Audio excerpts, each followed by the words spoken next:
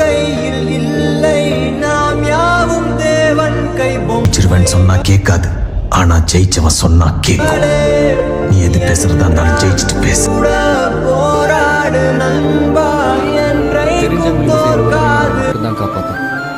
யாருன்னே தெரியாதவங்களுக்கு செய்யற உதவி நம்ம வம்சத்தையே கோல்டு தேடி வரும்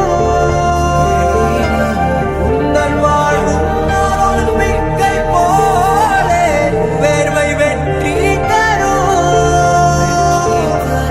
நாங்கள் ரிஷியும் இல்லை, ஓர் ருஷியில் சொன்னோம் உதச்சி தள்ளிட்டு மேல வரணும்.